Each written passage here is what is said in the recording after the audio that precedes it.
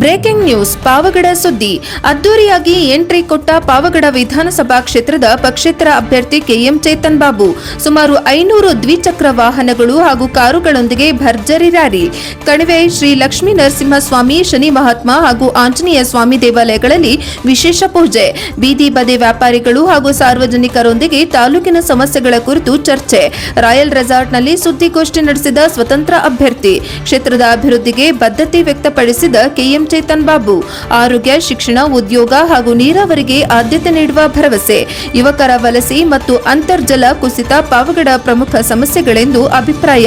4 ಹೋಬಳಿಗಳಲ್ಲಿ ಕೈಗಾರಿಕೆ ಸ್ಥಾಪನೆಗೆ ಪ್ರಾಮಾಣಿಕ ಪ್ರಯತ್ನ ಮಾಡುವುದಾಗಿ ಘೋಷಣೆ ಮಹಿಳೆಯರ ಸ್ವಯಂ ಉದ್ಯೋಗಕ್ಕೆ ವಿಶೇಷ ಉತ್ತೇಜನ ನೀಡುವ ಭರವಸೆ ಸರ್ಕಾರಿ ಕಚೇರಿಗಳಲ್ಲಿ ಅಧಿಕಾರಿಗಳ ಲಭ್ಯತೆಯ ಕೊರತೆಯ ಬಗ್ಗೆ ಆಕ್ಷೇಪ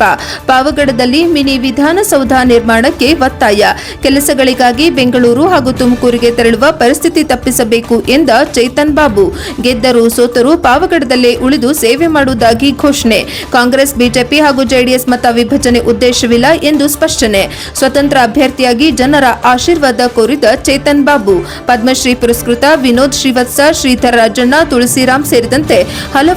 ಹಲವರ ಉಪಸ್ಥಿತಿ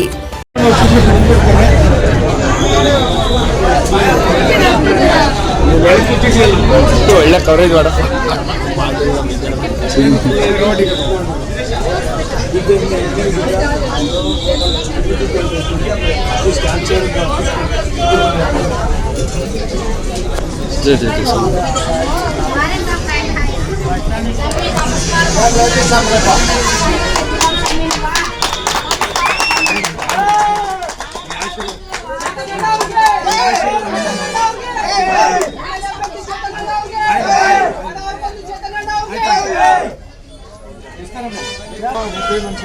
చీరలు 100% ఇస్తాయి నేను తెప్పిస్తాను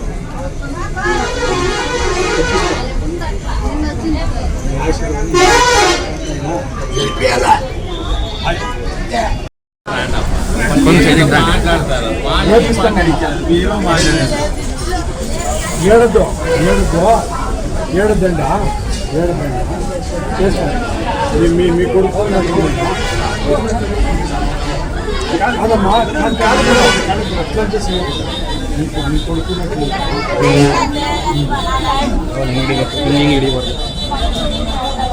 ಎಲ್ಲಿ ಮನೆ ಬೆಂಗಳೂರಲ್ಲಿ ಆಯ್ತು ನಿಮ್ಮ ನಂಬರ್ తీసుకొని ನಂಬರ್ ತಗೊಳ್ಳಿ ಮಾಡಿ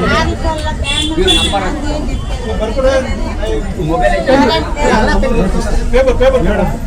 ಹೇಳಂತ ನಂಬರ್ ಕೊಡ್ತಾರೆ ಆಯ್ತು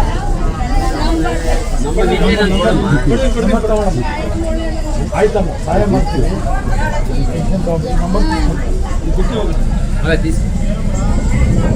ಹೇಳತ್ತಮ್ಮ నెల్లి అడిగిన ఏపిస్తాం ముందు ఏపిస్తాను నుంచి ఏపిస్తాం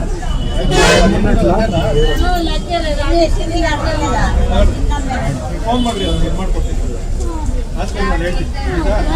ಏನಕ್ಕೆ ನಂಬರ್ ಫೋನ್ ಮಾಡಿ ಆಯ್ತು ನೀವು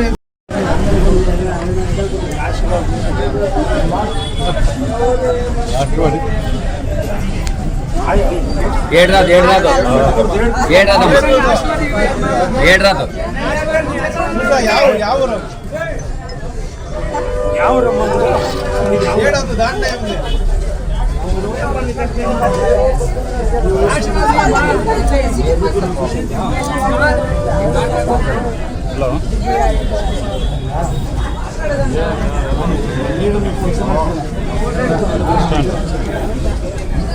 ಯಾರು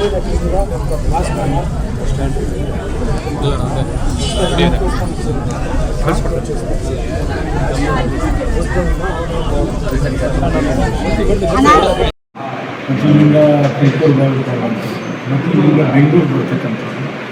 ಕೆಲವರಿಗೆ ಪಾಪ ಬೆಳಗಿನ ಜಾವ ಮಕ್ಕಳು ಮರಿಗೆಲ್ಲ ಸ್ಕೂಲ್ ಕಳಿಸಿ ಹೋಗೋಂಥವ್ರನ್ನು ಇರ್ತಾರೆ ಅವ್ರಿಗೇನಾಗುತ್ತೆ ಸಮಯಕ್ಕೆ ಬಸ್ ಮಿಸ್ ಆಗುತ್ತೆ ಅದು ಮಿಸ್ ಆಗುತ್ತೆ ಅಂತೇಳಿ ಪಾಪ ಕುಟುಂಬದ ಜೊತೆನೂ ಕರೆಕ್ಟಾಗಿ ಇರಲ್ಲ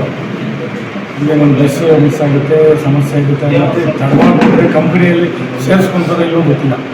ಈ ರೀತಿ ಸಮಸ್ಯೆಗಳಿರೋದ್ರಿಂದ ನನಗೆ ಒಂದು ಯಾಕಂದರೆ ನಮ್ಮದು ಎಲೆಕ್ಟ್ರಾನಿಕ್ಸಿಟಿ ಭಾಳ